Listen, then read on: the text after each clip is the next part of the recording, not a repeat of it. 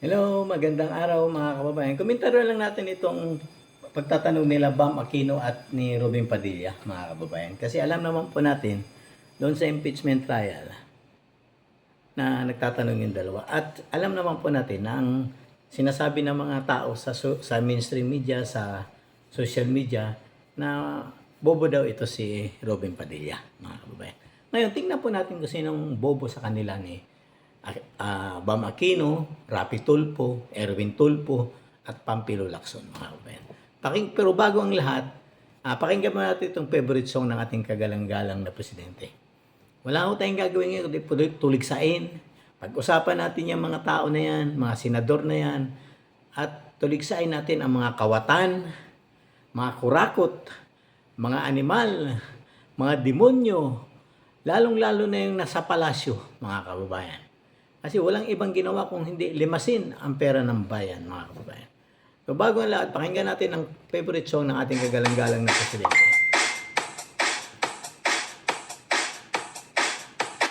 Dancing to the beat with DJ Glenn on the mix. Marcos Bangag, Marcos Bangag, Marcos Bangag, Bangag, Marcos Bangag, Marcos Bangag, Marcos Bangag, Marcos Bangag, Bangag, Marcos Bangag, Marcos Bangag, Marcos Bangag, Magandang hapon, magandang umaga sa inyong lahat, mga kababayan.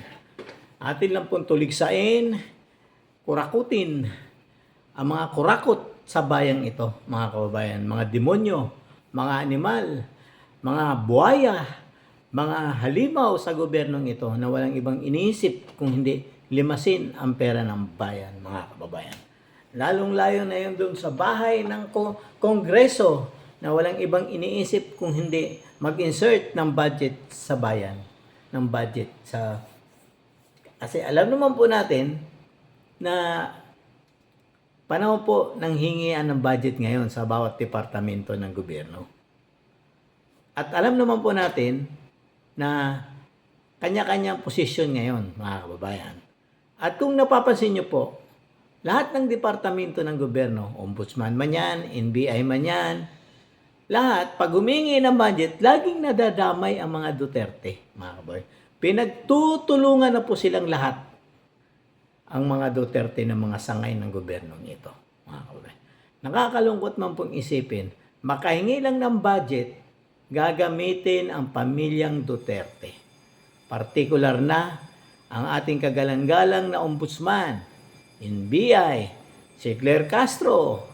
Pinagtutulungan na po nila, pati ang Senado, mga senador na mga, alam naman po natin ang mga aso ng palasyo, mga kababayan. Kung papansinin niyo po, ang mga lintik na tinamaan ng kidlat ito, mga hayop na ito, mga kababayan. Mga demonyo, mga walang kaluluwa, mga walang awa sa taong bayan, mga kababayan. Di ba po? Nakakalungkot lang po, mga kababayan. Kasi nga po, ang taong bayan lumulubog sa pero natitiis nila na ang taong bayan naglilimas ng mga baha sa kanilang mga bahay, tahanan. Sila nandoon sa kanilang malapalasyong tahanan.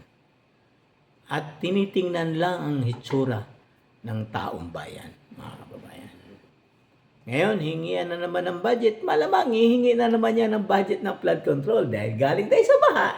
So, maraming nasira. Ay, kailangan natin humingi na naman ng budget para sa susunod na taon. Pero tandaan po natin, ang budget na ito, tingin ko kasama na sa eleksyon, mga kababayan. At alam natin, maraming congressman na tatakbo at mga senador. Yun po. Kaya dapat natin bantayan ang budget na ito sa 2027, mga kababayan. Okay? O, umpisahan na natin ito, mga kababayan. Pakinggan lang natin si Robin Padilla sa kanyang pagtatanong sa mga witness, sa prosecution, at sa defense, mga kababayan.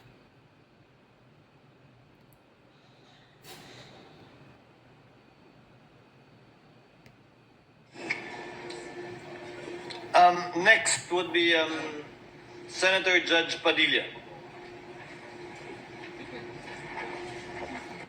Maraming salamat po, Ginoong Tagapamahalang Hukom. Meron lang po akong tanong sa ating saksi. Opo. Ginoo, sa palagay niyo po ba karapat-dapat lamang na gumamit ng alias kapag confidential fund ang pinag-uusapan? Sir, as someone who does not know, sir, implementations of parang mga confidential activities on the ground, sir, I cannot, hindi po ako makakasagot ng Dito mga kababayan, ito yung mga tao ni BP Sara. Mga honest po talaga ito, mga kababayan. Bakit? Kasi sinasabi nga niya, yung tanong, napakasimple lang naman. Tama ba na gumamit ng alias sa confidential fund? Pero, pwede niyang sagutin to ng yes or no. Ganun lang kadali dapat. Pero pinapaliwanag niya, dahil wala nga siyang alam kung paano i-implement yung proyekto ng confidential fund, mga kababayan. Kaya nakikita mo rito kung sino talaga yung nagsasabi ng totoo o ang iipit lang sa mga witness na ito, mga kababayan. Bakit? Wala kasi silang mapiga eh. Yung wala silang maituro na itong witness na ito na talagang nakita, nahawakan at napunta kay BP Sara ang pera na pinag-uusapan dito, mga kababayan. Kasi ang tinuturo lahat, si Kernel Lachica. Dahil yun ang utos ng head of agency na walang iba kung hindi si BP Sara. Sinasabi nila rito, mga kababayan, hindi daw empleyado si BP Sara sa OBP. Tama. Pero, hindi ba pwedeng mag-appoint si BP Sara na i-appoint niya si Lachica? Dahil si Lachica, ang head of security ng OBP, so siya yung in-appoint siguro ni BP Sara na magpa-implement at ibigay yung budget sa kanya. Di ba po?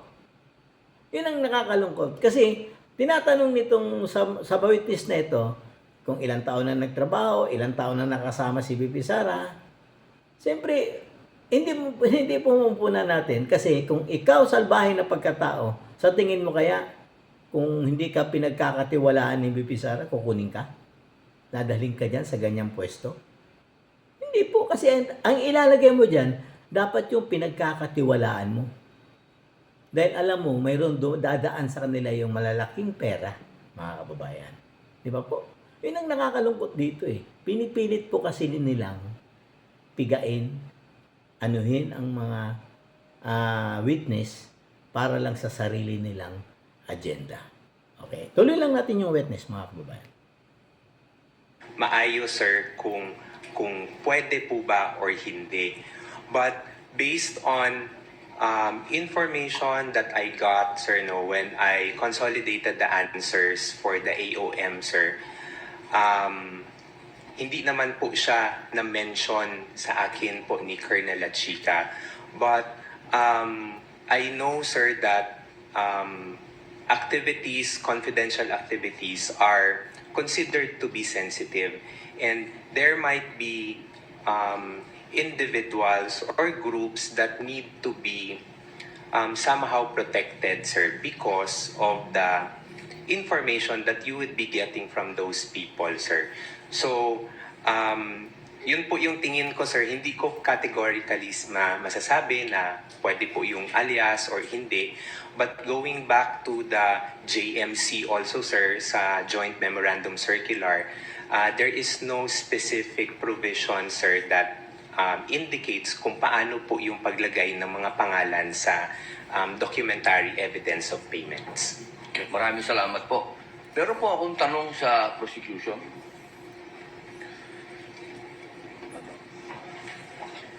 Magandang hapon po. Napakaganda po ng inyong ngiti. Good Opo. afternoon din po, sir. Opo. Batid po ba ninyo ngayon, mga petsa na to, kung ano ang pinagdiriwang natin sa Pilipinas? Magmula po ikan 19 hanggang 30. Buwan ng wika daw po, sir. Bukod po sa buwan ng wika, National Heroes Day. National Heroes Day. Ito po ay hango sa ating mga bayani. Tama po ba? Opo. Opo. Naniniwala po ba kayo na ang ating mga bayani ay may mga alias? Kilala niyo po ba sila Di Masalang? I'm sorry po sa aking history teacher. Ayan, opo. Hindi ko na po maalala. Ito po ang pinakamagandang panahon para maipaalala po sa inyo na ang ating mga bayani ay gumamit ng mga alias. Di Masalang, Siling Labuyo, Tikbalang, Tagailog, May Pag-asa, Buwan, Magkalo, Leon Kilat, Vibora, Lakambini, Paralitiko, Dimas, Alipato, Liwanag, Balite, at marami pa pong iba. Ano pong Yan mga kababayan. Bakit ba binut out ito ni Robin Padilla, mga kababayan? Bakit? Kasi nga po, ang pinag-uusapan dito sa confidential fund ay yung mga alias nila Mary Grace Piatos, Lim, Hotdog, kung ano-ano pa, mga kababayan. Yun ang mga pinagsasampal ng mga prosecution sa mga taong bayan.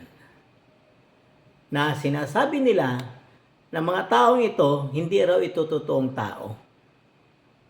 Pero pinapakita ni Robin Padilla dito na totoong tao ito, mga alias nga lang ang gamit. Bakit? Kasi nga po, isa pong organisasyon yan, katulad ng OBP, Head of Security, kukuha ka ng informant. Kanino ka ba kukuha ng informant, mga kababayan? Di ba sa labas? At kasama doon sa organisasyon na iniimbestigahan ninyo.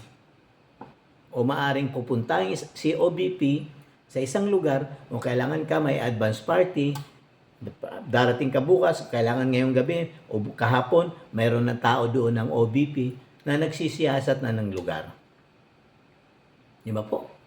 Kasi ang iniisip nito yung kaligtasan ng OBP, ng Vice President, mga kababayan. Bakit ba inilabas ito? Kasi nga po, ang mga informant, gumagamit po talaga ng alias. Yun po yung malinaw dyan, mga kababayan. Ngayon, sinasabi nila dito na mga congressman, hindi daw dapat sinasabi ni Robin. Paano hindi? Ay sila nga mismo ang nagsasabi na hindi daw totoong tao yung mga alias na nandoon sa sinumite ng OBP doon sa COA. Di ba po? O, ituloy lang natin si Robin Padilla, mga kababayan. kahalagahan dito, palagay po ninyo? Ang alias po, anong kahalagahan? First, sir, first, Your Honor, I cannot comment because I'm not sure of the circumstances surrounding their use of alias. Under the anti-alias law, sir, inaalaw naman po yung paggamit ng alias provided kailangan po nakabanggit din, nakadisclose kung ano yung real name. So it's not completely prohibited provided they also provide the real. Opo, the real name. So, pakisagot lang muna po yung tanong ko bago po yung explanation po Sa ninyo. pool. Pakisagot lang po kung Kasi ang ginagawa kasi, nagpapaliwanag muna, pwede naman sagutin. Opo, mahalaga po na gumamit ka ng alias, lalong-lalo na pag may panahon ng gera o panahon ng mga insurreksya. Diba po? Totoo po yan, gagamit ka tayo. Ituloy lang natin sila, mga kababayan. Nasa pool agad dito kasi nga, pinapaliwanag niya pero hindi niya pa sinasagot yung tanong ni Robin Padilla. Gaano ba kahalaga ang gumagamit ng alias pag may confidential fund ka? Kasi lahat ng bayanan natin gumagamit ng alias, mga kababayan. Tuloy lang natin to, mga kababayan. narinig nyo na po yung mga alias na yan. Ngayon lang po nyo narinig. some of it po, Your Ayun. Honor, to be candid, some of it I've already heard. Magmula po 1892 hanggang 1896, ginagamit po nila ang mga alias na yan. Nagkaroon lang po ng isang traidor, ang pangalan ay Teodoro Patino, na nagbulgar sa Katipunan. Alam po ba niyo? Yes, Your Honor. But the circumstances then were different because we were Bakit po iba? under... Bakit po iba? Bakit po na iba? May gera po nun, sir, and we were under Wala po ba tayong occupation. gera sa NPA? Ang NPA po, merong mga alias. Sa pool na naman, mga kababayan. Kahit wala po tayong gera sa NPA, pero mayroon pong mga nangyayari. At alam naman po ng lahat ng taong bayan na yung NPA nakapasok na sa Kongreso. At at sa Senado. Kasi andyan si Risa Hontiveros na hayagang sumusuporta sa makakaliwang grupo, mga kababayan. Di ba po? Napasok na po. Pati yung Kongreso, nandyan na sila. Franz Castro, si Redon, na dating si Tino, meron pang isa, si Lisa Masa. Yan yung mga nakapasok pa. Sila Beltran. Yan yung mga sinasabi ni dating chairman nandun na excel sa Netherlands, na front nila yung mga yan, mga kababayan. Di ba? Napasok na po. Nasa pera na po ng taong bayan ang nagagamit nila sa kanilang mga funding, mga kababayan. Yun po ang nakakalungkot. Ang dami pong mga makakaliwang nasa party list ngayon, mga kababayan. Kaya dapat buwagin na yung party list na yan eh. Kasi lahat sila tumatakbo nagtatago sa party list, mga kababayan. Ituloy lang natin si Robin Padilla, mga kababayan. Meron pong ka-cobra, ka-agila, ka-lawin, ka-tigre, ka-kapre, ka-sirena, ka-adobo, ka-sinigang, ka-pansit, ka-tinola, ka-sile, ka-kamote, ka-bawang, ka-maksi, ka-labuyo. Strictly speaking, Lahat po yan, sir, ginagamit iba po na yung alias. internal armed conflict, iba naman din po yung war. Hindi. Bakit po na iba? Pareho po ito. Parehas po yan. Kasi talaga naman po, ang NPA pagka humawag, pinapatay din po ang mga pulis natin. Di ba po? Minsan nagsisira ng mga cell site. Pag hindi nagbigay ng revolutionary tax. Alam po ng lahat yan. Cell site, bus, susunugin. Pag yung isang kumpanya sa probinsya na hindi naglalagay sa kanila, susunugin yung isang bus. Nangyari naman po talaga yan ah. Bakit? Wala sila kasing pera mapagkunan. Kaya unti-unti nilang pinapasok ang gobyerno at nandyan na sila sa Kongreso. Marami na po dyan, mga kababayan. Inaamin naman po ni Jomar Sison, mga kababayan. Nandyan na po sa Kongreso ang makakaliwang grupo. Kaya nga po sila nakakapag-recruit mismo. Kasi tandaan natin, si Franz Castro, na convicted dyan sa kidnapping at child abuse dahil yun sa kinuha nila mga bata nung panahon na kasama sila sa Toro Campo, mga kababayan. Di ba po?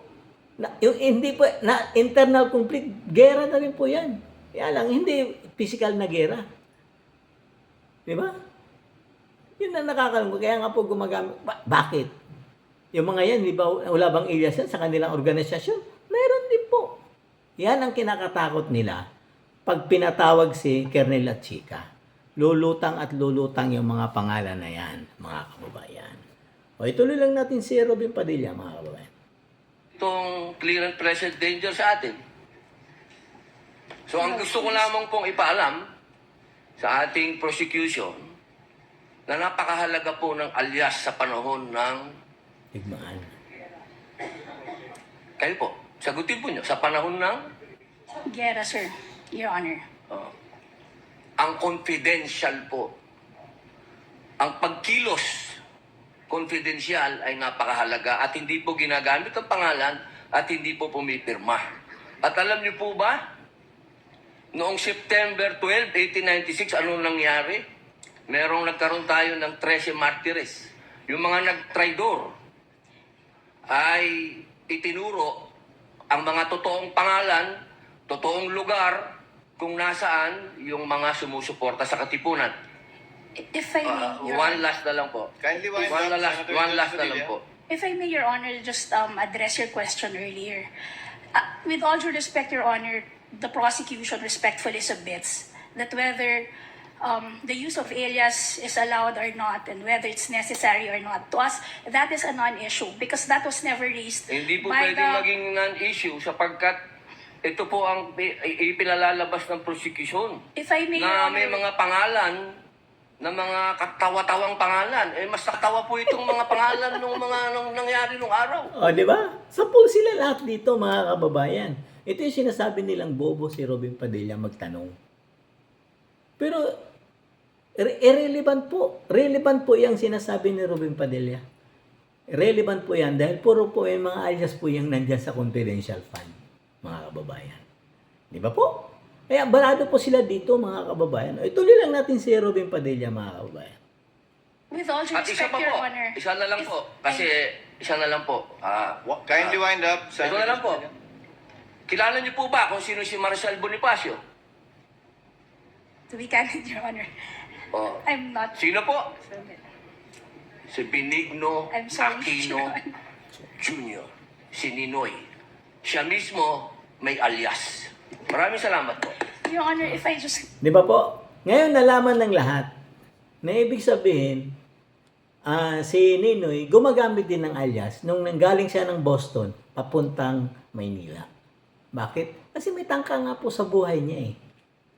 Ngayon, ang tanong dito, kung may confidential ba si Ninoy nung panahon na yun, malalaman ba niya na may talagang nag-aabang sa kanyang para patayin siya? Diba? At pakinggan natin naman dito sa susunod si Bam Aquino. Kasi sinagot po yan ni Bam Aquino, mga kababayan. Tuloy lang natin itong pagtatanong na ito, mga kababayan. Your Honor, just to set the record straight, because it was made to, with all due respect to the Senator Judge, it was Presiding Judge, allowed ba yun? I was about to make a ruling. Maraming salamat po. There was no question posed or poised, Attorney May. Let's proceed to the next Senator Judge who will interject. By the way, did you intentionally get rid of the platform? yes, Your Honor, because we were not expecting that I'd be called again, Your Honor, to make way for the Honorable Chair of the Okay. Panel of Understood. Prosecutors, Your Honor. Understood. Senator Judge Aquino, Thank you're you. recognized for interjection. You may proceed, sir, when you're ready. You have 2 minutes. So bago po yung 2 minutes, Mr. Presiding Officer, tama po, si Ninoy Aquino po ang kanyang alias ay Marshall Bonifacio para makauwi po siya sa Pilipinas kung nasa Boston siya. Oho, pero wala naman po siyang confidential funds na, wala po siya sa mga AR na confidential funds. Ganito kabobo ito, mga kababayan. Bakit ko ba nasabing bobo ito? Kasi wala talaga si Ninoy sa confidential fund. Bakit? Wala na siya sa gobyerno nung panahon na ito eh. Naging senador siya 1972 lang. So 1986 namatay siya. Wala siya sa gobyerno, private individual siya. Paano siya magkakaroon ng confidential fund? Mga kababayan. Di ba po? Kung hindi ba naman utak ko langot ito si Bam Aquino, dapat hinayaan niya na lang eh. Hindi niya na dapat inaano yun. Kasi bakit? Alam niya na wala naman talagang confidential fund si Ninoy Aquino dahil hindi naman siya taga-gobyerno. Pero, kung may confidential fund siya nung panahon na ito, baka nalaman niya. Hindi pa siya dapat, buhay pa siya hanggang ngayon, mga kababayan. Di ba po? Yun po yung ibig sabihin ni Ruben Padilla. Kung may confidential lang si Ninoy Aquino nung panahon na umuwi siya rito, nalaman niya na papatayin siya dito. Kaso mo wala. Diba? Kasi nga, wala talaga siyang confidential fund. Kasi nga, private individual na po siya, mga kababayan. Yan ang mga tanong nito nang walang laman ang utak. May mamema lang. Diba po? Nagtali-talinuhan ito dahil ginagaya nito si Ninoy Aquino. Yung mga look-alike daw, kuno ni Ninoy Aquino, mga kababayan. O, tuloy lang natin si Bam Aquino, mga kababayan. Lilinawin ko lang ho. Okay. Pagdating ho sa prosecution, ang posisyon ng prosecution, yung mga pangalan ay totoong tao, di ba? Correct, no? You have not really mentioned aliases in any of your... Wala. Could you respond? Hindi. Yung totoong tao talaga yan, tumanggap. Pero gumagamit lang sila ng alias Bam Aquino. Alias ang ginagamit nila. Hindi naman nila sinasabi na walang tao yan eh. Talagang may tao na tumanggap yan. Kaya lang alias lang ang kanilang tinatanggap. Di ba po? Alias lang po eh. Hindi po sila tumatanggap ng iba. Yun po ang nakakalungkot. Ituloy lang natin si Bam Aquino, mga kababayan. Quickly. We have talked about aliases. Is the prosecution talking about aliases? That was never our point, Your Honor. In fact, the point of the prosecution is that that was never raised by the defense, either in their answer or in their pre-trial brief, Your Honor. So to us, that should be a non-issue because even them, they never claimed that in any of their pleadings before this Thank you. honorable court. Okay, klaklaruin ko lang ha. Ang siyang tao lang pong nagsabi na alias po sila, si Miss Gina Acosta, in her testimony. Kanina po, sabi niyo rin na Mr. Ortonio na hindi siya alias or hindi niyo alam. But si Miss Gina Acosta, in her testimony, Kasi mga kabayan, yung tanong kay Jenna Acosta, tinanong siya, iniisip mo ba na alias ito o hindi? Opo, alias mo yan. O, di ba? Yun po kasi, hindi lang naman po si Jenna Acosta nagsabi. Pati yung mga congressman na nandyan na nagsampa ng kaso sa impeachment trial, yun nga yung pinapalaki nila Mary Grace Piatos, hotdog, adobo. Di ba? Yun ang pinapalaki nilang issue. Pero nung nalaman nila na 70,000 lang pala kay Mary Grace Piatos, para silang nabahag ang buntot, mga kababayan.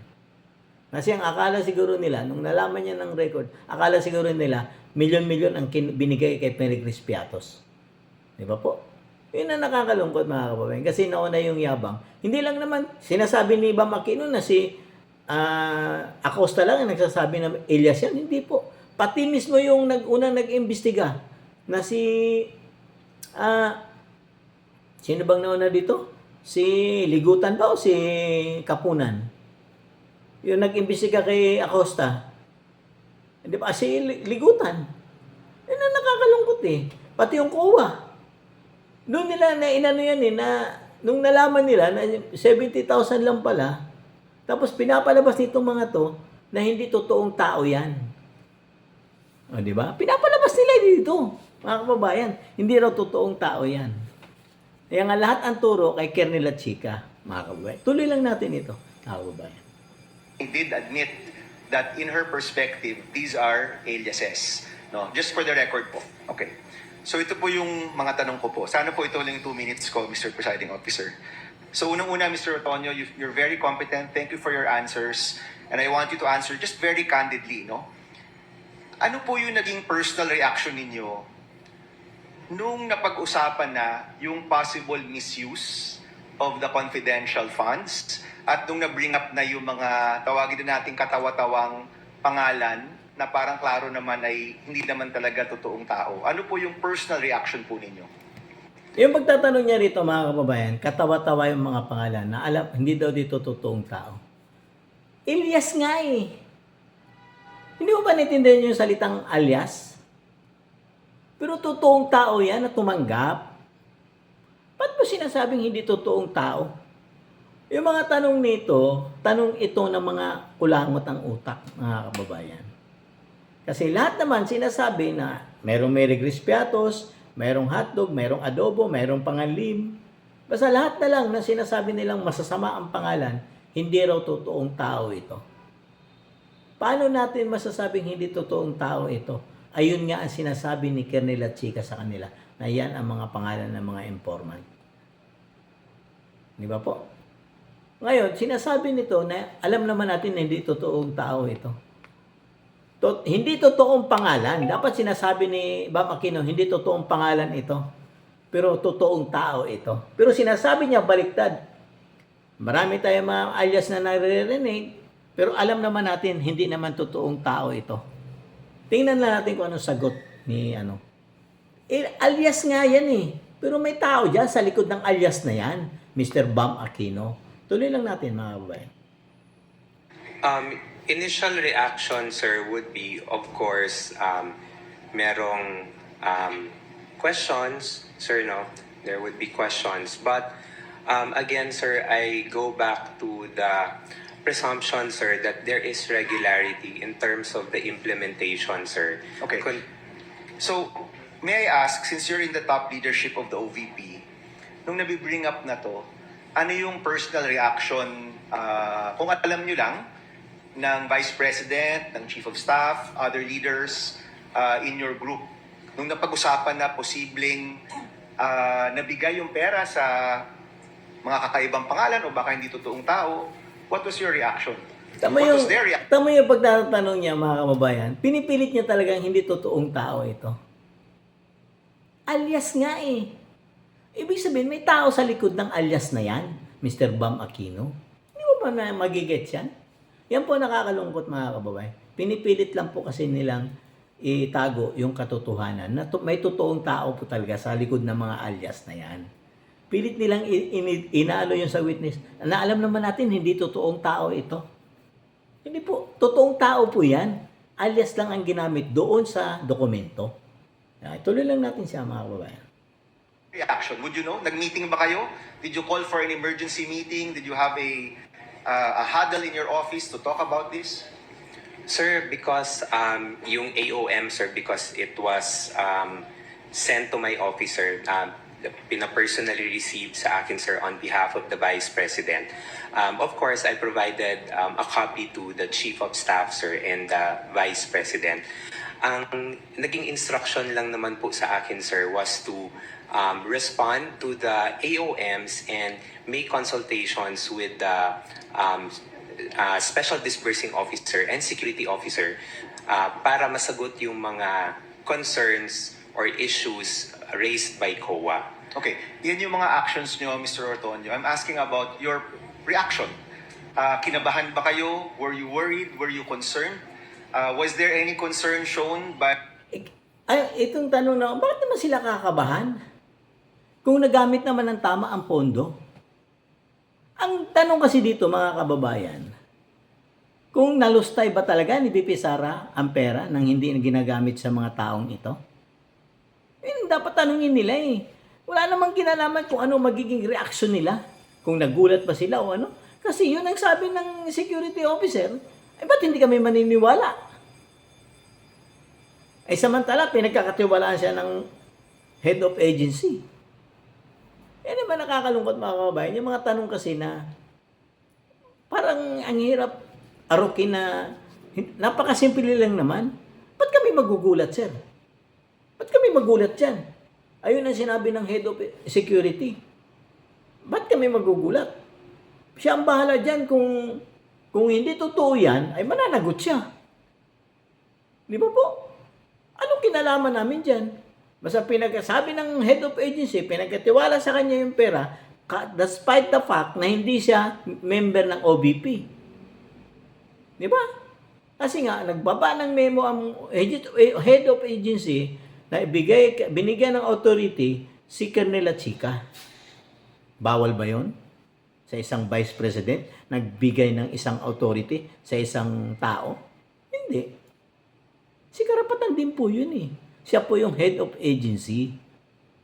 Kahit naman siguro si BBM ginagawa yan. Di ba po, mga kababayan? Bakit yung PSG ba? Empleyado ba ng ano yan? SPG? Hindi rin. Nakakalungkot po eh. Ginagawa ko tayong kulangot nito ni Bam Aquino. Ituloy lang natin siya, mga kababayan.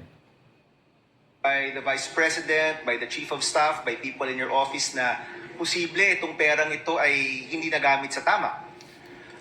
On the matter of concern, sir, I think there is a concern considering that there is already an immediate instruction, sir, to reply to the AOM. That's the sir. AOM. Let's go to the bringing up of these names in Congress.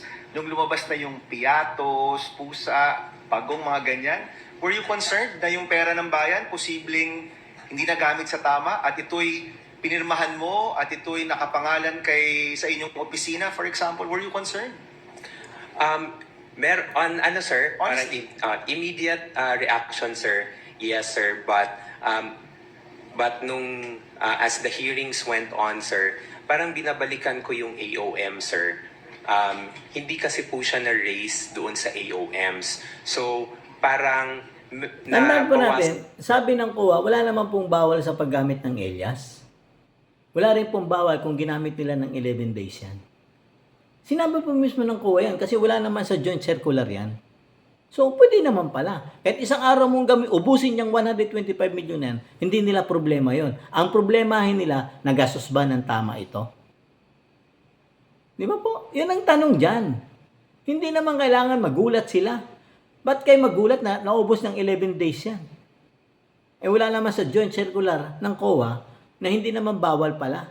Na kahit ubusin mo na isang araw yan, 5 araw, 11 days, o isang buwan, bahala ka basta gamitin mo sa tama yan. Ngayon, pinapalabas nila na hindi ito nagagamit sa tama. Yun nga mga tanong dito. Kasi siyempre, may mga lakad yung Office of the Vice President. So, yun sinasabi nga dito, bago ka pumunta sa isang lugar, magpapasurveillance ka muna. Para naman yung kaligtasan mo ang inuuna dyan. Di ba po? Kaya ang gagawin ng Head of Security, mangangalap ng impormasyon doon sa lugar na pupuntahan kung ligtas ba ang VIP nila at ang Vice President na pag pumunta dyan, mapoproteksyonan ba namin? Wala bang mangyaring insidente pag dumating kami dyan? Ganun po yun mga kabayan. Napakasimple lang naman O ituloy lang natin si Bam Aquino, mga kababayan. Asan po yung concern ko, personal concerns ko with those acknowledgement receipts. Did you call for an internal investigation after na-reveal yung mga pangalan na kakaiba? Nagtatawag ba kayo ng investigasyon sa inyong opisina? I personally did not, sir, hindi na po ako nagpatawag. Did your office call for an internal investigation? On that matter, sir, I do not know, sir, if there is an instruction coming from the head of agency, sir. But personally to me, sir, none, sir. Okay. So, ito kasi, Mr. Ortonio, no, sa aking opisina, more than 10 years ago, meron kaming nahanap na isang staff na ibang resibo yung ginamit sa liquidation. Wala pa atang 5,000 pesos to sa totoo lang. Hindi nga niya binulsa no? Meron siyang dapat hotel receipt, nawala niya, gumamit siya ng hotel receipt ng ibang tao. That already elicited an internal investigation on our part. Ay, anong connect doon? Private company yun. Aba, Makino, anong connect dyan? Confidential ban pa yan? Kumpanya nyo yun Anong connect dyan sa pinag-uusapan natin ngayon dyan? Di ba? Yun ang nakakalungkot mga kababayan. Nang gumagawa ka ng sample, mabuti sana kung yung sample na yan ay galing din sa gobyerno. Private individual yung sinasabi mo. Ibig mo ba sabihin, ang lahat ng resibo na pinakita nila, hiningi lang nila? Di ba mga kababayan? Panliligaw po ito sa katotohanan mga kababayan. Ituloy lang natin siya sa kanyang kakulangutan mga kababayan. In the end, pinaalis namin yung staff na yun na kilala namin, kaibigan namin. 5,000 lang yun. So the common response we are looking for is that kapag pera to ng bayan, action ka agad at hanapin nyo talaga kung saan nagamit tong pera to. Kaya I'm really... Hello? Anong connect nga doon sa pera na bayan, doon sa nawawala mong 5,000 na nilustay ng resibo mo? Hindi, sabi mo nga, hindi ninakaw Pero totoo ba yan o baka kwento lang? Di ilabas mo yung tao na sinasabi mo na tinanggal nyo sa trabaho dahil lang nagpalit lang siya ng resibo Ikaw na mismo nagsabi, hindi niya nga binulsa Tapos tinanggal nyo. Resibo lang ang kinuha niya dahil nawala yung resibo niya. Honest mistake po yun Nangyayari naman po talaga yun. Pwede naman sa voucher lang permahan yun. Di ba, mga kababayan? Pag nawala mo, i-voucher mo na lang. Honest mistake yun. Talaga na may nabili naman produkto. Hindi naman sinabi na walang nabiling produkto. Binayad naman sa hotel. Nawala lang yung resibo. Anong connect dyan sa pinag-uusapan ngayon dyan sa impeachment? Yung sinasabi mo, Mr. Bam Aquino. Di ba po? Tuloy lang natin siya mga kababayan. Wondering, what were the actions and reactions of people? So, ito yung tanong ko rin, no? Mahalaga ba sa inyo, mahalaga ba sa iyo, sir, na yung perang ito ay nagamit sa tama? Na hindi ito nagamit sa mali o nabulsa lang? Yes, sir. It is important to me, sir, because in the years na nakasama ko rin po si Vice President Sara Z. Duterte, sir, she also would want na money is spent properly for what it is intended to be used for. Okay, last question, Mr. Presiding Officer. During all of this time, pinatawag mo ba si Colonel La Chica o pinatawag ba siya ni Chief of Staff Lopez or ni Vice President? Would you know? Kinausap mo ba Tinanong mo ba, Colonel, itong mga pangalang ito, sino ba talaga to? Totoo ba to? Bakit nakalagay medicine pero cash talaga yung binigay? Kasi sa totoo lang sir, yung nakalagay doon gamot pero cash ang binigay na Ito mga kababayan, ganito kasi yan. Ang sa akin lang pananaw. Pumunta ka sa isang lugar, kumuha ka ng impormasyon dahil darating doon si Vice President Sara Duterte. Ngayon, yung hinihingan mo ng impormasyon, nangihingi ng kapalit. Bigyan mo kami ng mga gamot o kaya lamesa. Mga mesa kasi wala kami rito. Wala sa mga barangay namin. Kasi diyan lang naman kukuha ng impormasyon yan mga kababayan eh. Sa barangay captain, o di either sa mayor, o di kaya kung sino yung mga namumuno doon sa lugar. Di ba po? Ganun, doon po yan kukuha. Hindi naman po kukuha yan na naglalakad lang dyan na tao. Siyempre, ikaw, na taga-barangay ka o taga-city hall ka, o konsyal ka, o barangay captain ka, hingi ka ng kapalit. O ayusin namin, ligtas dyan si BP Sara pag pumunta. Pero bigyan nyo kami ng mga gamot. Wala naman gamot ang dala sila La Chica eh. Mga informante, mga nagtatanong dun. Binigay pera. Di ba po? Kasi wala naman silang on the spot eh. Malay ba nila na kailangan pala nila ng gamot? Kaya nga sila nagtatanong, o sige, bibigyan namin siya informasyon, kaya lang bigyan mo kami ng gamot. Dahil wala kaming dalang gamot, ito pera. Yun po yun, mga kababayan. O kailangan namin ng lamesa, o ito, wala kaming daladalang mga lamesa, ito, pera, binili nyo na yung lamesa. Kaya nga po, wala silang original na receipt nung pinagbiling gamot. Hindi natin alam kung binili ba ng informant ng mga lamesa o gamot yan, kasi cash nga binigay. Di ba po? Paano natin malalaman ngayon yan? Pero mayroong pumirma na alias at may taong tumanggap ng pera. Di ba po? Kasi on the spot po yan eh. Hindi naman kagad yan na sinasabi advance party. May dala-dala ng pangangailangan. Walang ganun. Yun po yung katotohanan mga kababayan eh. Kaya lang, nililigaw tayo sa mga taong hindi marunong umintindi at may judge na sila na talagang gusto nilang makonvict si BP Sara. Ituloy lang natin ito si Bamakino, mga kababayan. pambili ng gamot, cash pa rin yun. 'Di ba? So in short, yung 500 million, parang puro cash yun. Wala man talagang Alam nga man, ibili mo ng gamot, papel. Siyempre pera. Kulangot talaga laman ng utak nito, mga kababayan. Siyempre, bibili ka ng mesa, alam nga papel ang ibibigay mo, di cash yun. Kulangot talaga. Wala talagang laman ng utak. Tapos sinasabi ninyo, si Ruben Padilla ang bobo. Mas bobo pala ito eh. Di ba? Nakakatawa po, mga kababayan. Tuloy lang natin siya, mga kababayan. supplies or tables and chairs because that presupposes na ang binili nyo yung tables and chairs or supplies. You actually gave cash na 500 million. Tinawag niyo po ba si Colonel La Chica at tinanong, as public officers, we have to exercise the diligence of a good father of a family. No? That's in our oath. So pinatawag niyo po ba ng inyong opisina at pina-explain kung nasaan ba itong perang to? Sir, I was only able to request na makausap si Colonel La Chica in relation only to the response to the AOM, sir. So hindi niyo po natanong itong mga specific questions na ito dun sa mga specificong mga pangalan, mga AR, mga ganyan? At that time, sir, when I was drafting the AOM, sir, no, sir, because I had no knowledge, sir, of the AR, sir. Salamat, Mr. President. Yan, mga kababayan. Di ba po, ang nakakalungkot lang dito, mga kababayan, pilit nilang sinasabi na hindi totoong tao ang tumanggap ng pera. Pilit nilang sinasabi dito, mga kababayan. Pero ang buong katotohanan, may tao talaga sa likod ng mga alias na ito. Kasi bakit? Nagbigay sila ng pera doon sa informant kasi nga wala silang dalang gamot. Ang gusto nilang mangyari, dapat gamot daw ang binigay kasi gamot naman ang ano, bakit pera?